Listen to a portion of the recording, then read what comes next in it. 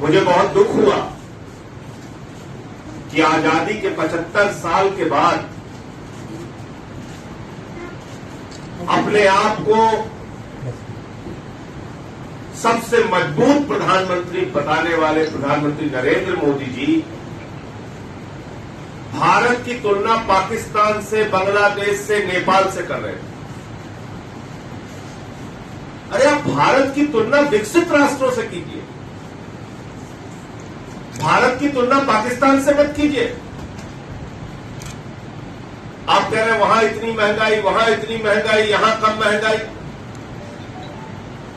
अगर आपको महंगाई कम लगती है प्रधानमंत्री जी, तो जाकर उन माताओं बहनों से पूछिए जो 1200 रुपए का सिलेंडर खरीदती है। जाके उन बीमार लोगों से पूछिए जिनमें कैंसर की दवा, किडनी की दवा, हार्ट की दवा, टीबी की दवा का दाम आपने महंगा कर दिया। जाके उन परिवारों से पूछिए जहां पे बच्चों का दूध आपने महंगा कर दिया। अब जाइए पूछिए 100 रुपए से ज्यादा टमाटर का दाम हो गया, पेट्रोल महंगा, डीजल महंगा। आप जाइए, आप भारत की तुलना पाकिस्तान से क्यों कर रहे हैं? यह बहुत ही दुर्भाग्यपूर्ण है। दूसरी बात, कल उन्होंने कहा, मुझे खुशी हुई इस बात की कि घोटालेबाजों पर कार्रवाई की गारंटी देता हूं। बहुत अच्छी बात है प्रधानमंत्री जी। तो कहां से शुरू करेंगे आप? आपका जो सबसे करीबी मित्र है अडानी, लाखों करोड़ का घोटाला उसने किया।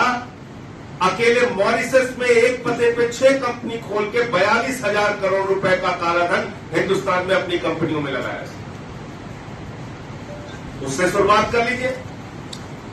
आसाम के आपके मुख्यमंत्री हेमंत बिश्व शर्मा पर वाटर घोटाले का आरोप है, उससे शुरुआत कर लीजिए। नहीं करना चाहते तो शुवेंदु अधिकारी जो है उसमें सारदा नारदा स्कैम का आरोप है, वहां से शुरुआत कर लीजिए। उससे भी नहीं करना चाहते हैं तो कर्नाटक में आपकी 40% कमीशन की सरकार चल रही थी, वहां येदियुरप्पा के ऊपर और रेड्डी ब्रदर्स पे माइनिंग घोटाले का हजारों करोड़ का आरोप है, उस पर शुरुआत कर लीजिए। और जहां आप भाषण दे रहे थे प्रधानमंत्री जी, तो पीछे से व्यापम घोटाले में मारे गए लोगों की आत्मा आपसे चीख चीख के कह रही थी, प्रधानमंत्री जी झूठ मत बोलो, झूठ मत बोलो, सारे घोटालेबाज तुम्हारे इर्द गिर्द खड़े हैं। उन्हीं पे कार्रवाई कर लीजिए। चलिए, उसमें भी नहीं करना चाहते तो मैं सिर्फ 2 चीज के लिए आपसे अनुरोध कर रहा हूं प्रधानमंत्री जी। प्रभु श्री राम के मंदिर के नाम पर जो घोटाला हुआ उस पर आज तक कोई कार्रवाई क्यों नहीं की?